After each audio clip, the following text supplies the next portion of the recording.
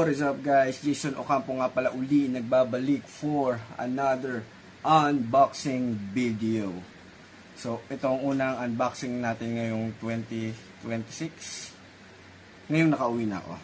So isa sa mga nabili ko nung onboard ako, tapos pinabili ko sa girlfriend ko dito sa Pilipinas na action figure. So may apat yun apat. So i-review natin yung isa na pinabili ko nung around August, September yata siya. So ito yung pinabili ko nun. Damn! At that AEW Supreme na hindi ko alam ba't ang nangyari sa box. Siguro sa delivery. AEW Supreme Will Ospreay. Yeah. So nabili ko yata ito kay Figurenatics or Wrestling Boy. Figurenatics yata, hindi ako sure. So, first time ko bumili ng AEW Supreme. So, sa labas pa lang kita mo na maganda talaga yung action figure. Tsaka Will Ospreay yan, boy. Will Ospreay. So, nung lumabas kasi dati yung Unrivaled yata nila kasama si Jay White. So, nung una yun yung pinaplano ko bilhin. Tapos, nag-release sila ng mga UK exclusive. Tapos ito, sumunod. So, sabi ko, para masulit, ito na lang mismo yung bilhin ko, yung Supreme niya. So, itong Supreme na to, bukod dun sa main action figure, meron siyang two pairs alternate hands, then isang ulo, dalawang ulo. Bali, tatlong head yung including dito sa AEW Supreme Ospreay. Tapos isang spare na lower body. So pwedeng palitan yung trunks niya. So ayan, buksan na natin.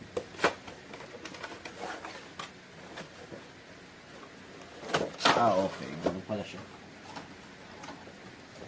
So ayan, Will Ospreay head. Tapos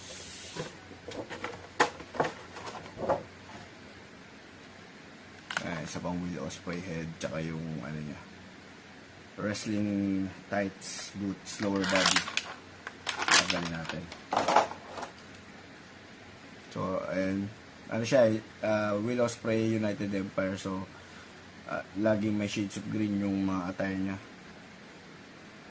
So yan, para sila ni Kenny Omega ng trajectory ng career. Nagsimula sila parang cruiserweight, tapos naging grabe yung dedication sa craft ng wrestling hanggang sa naging sila, mga sobrang lulupit ngayon na na wrestler, no, na heavyweight.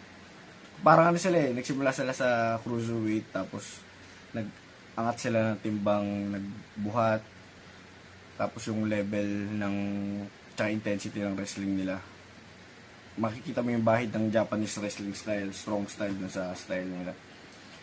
So and they are all renowned sila ni Kenny Omega na mga greatest wrestler coming out from Japan. Tapos ngayon nasa AEW na sila. Minsan bumabalik pa na sila sa AEW for special matchup since may partnership yung New Japan Pro Wrestling tsaka yung AEW. So yun, tagalin natin itong natin yung main figure. So yan, ito yung main figure. Meron siyang soft entrance jacket. Wala akong masasabi sa entrance jacket na to, kundi sobrang detailed, no, soft goods, hindi siya rubber jacket. Tingnan mo naman yung quality, diba, yung hem nakatahi, sobrang dito pa lang, damn, IWGP World Heavyweight Champion na lang yung kulang, yung championship. So ayun, siya, tatanggalin natin yung soft goods. So ano ba to, tagayin muna natin yung alt hands para matanggal natin yung jacket. So ewan kung ba, siguro kaya may focus muna tayo sa ano. Ganda, oh. Ito, medyo matigas to na part. Tapos yan, wow, look at that. Ito yung loob niya, gold. So siguro kaya rin may plastic yung mga action figure para siguro hindi ma-stain yung action figure mismo. So normally di ko alam kung gaano kalaki tong, parang may nakita kasi ako yung nakaraan na review na parang mas malaki itong Supreme na Elite Osprey, Will Osprey no, sa ano niya, Unrivaled. So di ko sure, wala akong pagbasihan, pero ayun, lagyan natin ang kamay.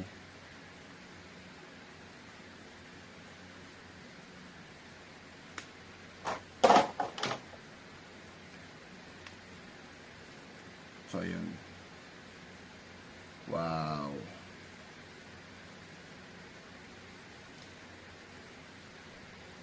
Ang maganda dito, pwede niyang gawin yung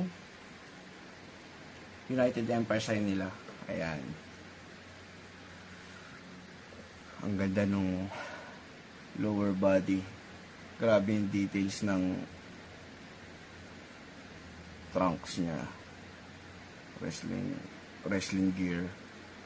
Diba? Parang ultimate. Yung talaga yung ultimate edition. Parang ito yung katumbas ng ultimate edition ng Mattel. So sa Supreme, kita mo talaga, no? Tapos ito yung head scan. Ayan. So yung unang release niya na action figure under AEW, alam ko short hair pa siya, so dito medyo ito na yung current look niya. So yan, kunin natin yung dalawang alt head. Ito muna.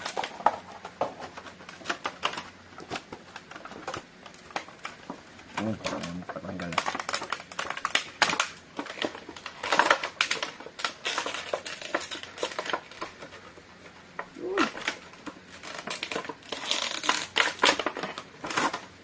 Okay.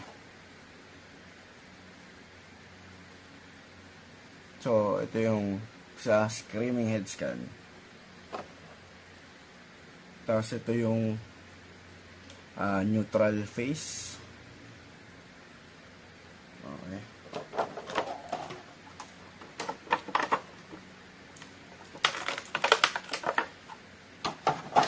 Ito yung smiling face.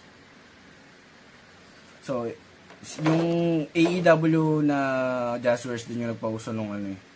Diba, ito, papalitan natin siya ng torso. Yung lower body. Papalit natin tong isa. So, ito yung mga original na articulation na nagawa ng AEW Jazzwares sa mga laruan nila na wala sa Mattel. So, madali mag-backlash, madali mag-custom. So, ngayon, yung mga ibang magagaling na customizer, nag-custom na action figure, parang tiyatry nila i-hybrid yung action figure ng custom.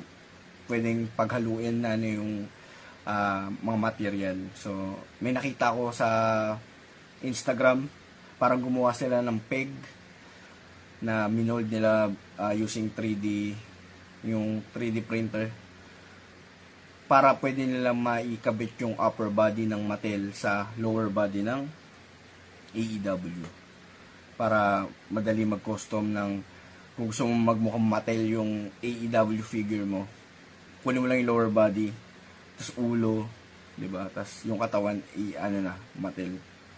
So, sobrang solid na action figure na to. Talagang sulit para sa presyo niya. Ayan. So, ibabalik ko to. Kasi mas okay tong parang, ano nyo talaga, Ultimate Edition na ring. Ultimate Edition Supreme. Ayan. Kumbaga, pag magpapalit ka ng partes, tatanggalin mo yung ulo, mga katawan, hindi ka matatakot na baka mag-loose, baka maputol. So yan. So ang tanong, anong gagawin natin dito? Kasi hindi naman pwedeng ano. So sabi ko sa inyo, madaling baklas-baklas ng mga parts ng AEW para makapag-custom ka, or kaya may extra kang ganito katawan o kaya upper torso, pwede mo siyang ilagay.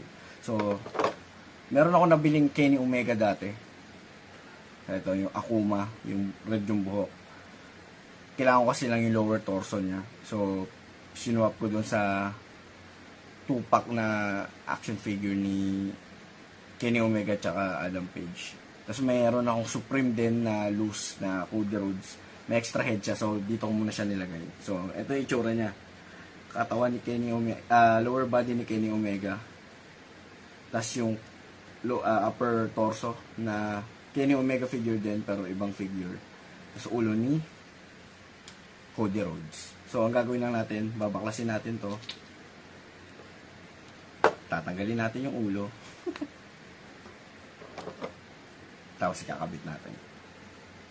Tingnan natin kung gagana. Oh, yeah. Alright. So, baka i-acetone ko lang to. Yung, what do you call this? Itong symbol ni Akuma. Hanapin natin yung Screaming Head Scan. Or Smiling Head Scan siguro. Smiling Head Scan lang. Hindi ko trip yung ano.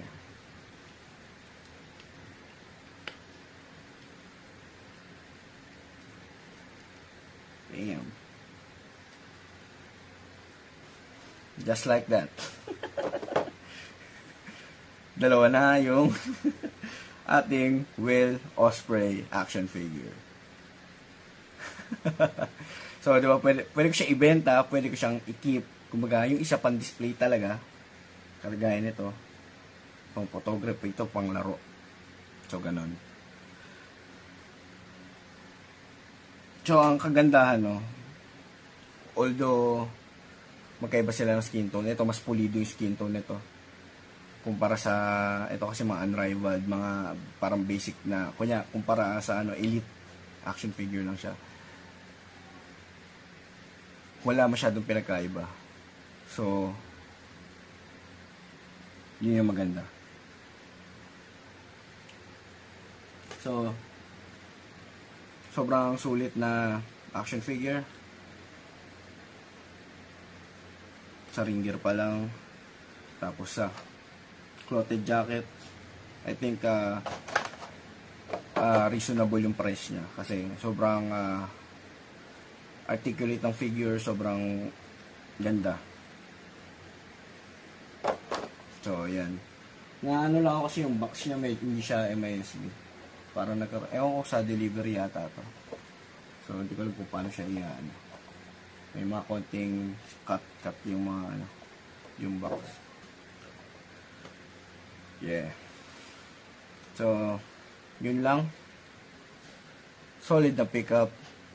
Isa namang na-cross out sa wishlist, sa bucket list ng mga wrestler. So, ano na to, minus na siya doon sa mga hinahante ko na galing NJPW, New Japan Pro Wrestling na wrestler.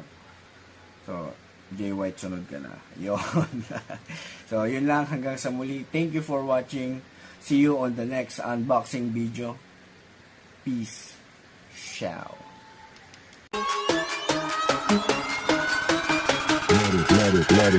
Let it.